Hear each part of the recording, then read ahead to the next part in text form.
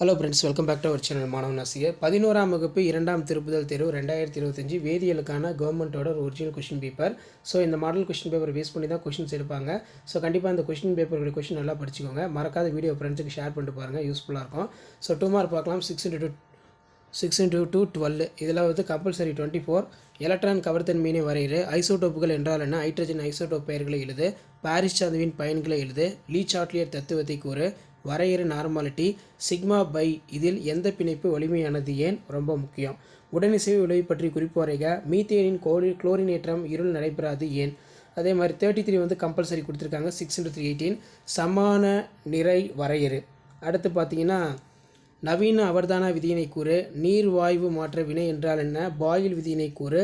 சவுடு பரவல் என்றால் என்ன? வரையறு பிணைப்பு தவறம். ஒருபடித்தான வரிசை என்றால் என்ன? அடுத்து பனிப்புகை ரொம்ப முக்கியம், நல்லா படிச்சுக்கோங்க. ஸோ 5 மார்க் பார்க்கலாம். ஸோ 5 மார்க் பொறுத்த வரைக்கும் 5 × 5 25. மோல் வரையறு. பவுலியின் தவிர்ப்பு தத்துவத்தை கூறு. திரைமறைப்பு விளைவு என்றால் என்ன? கரணியரின் பயன்களை கூறு. ஜிப்சத்தின் பயன்களை எழுது. நல்லியல்பு வாய்கள் என்பன யாவை? கிப்ஸ் கட்டிலா ஆற்றல் வரையறு. படிகக்கூடு என்றால் என்ன? ஆவி அழுத்தம் என்றால் என்ன? ஐசோடோனிக் கரைசல் என்றால் என்ன? ரொம்ப முக்கியம். அடுத்து வரையறு. இனக்கலப்பு.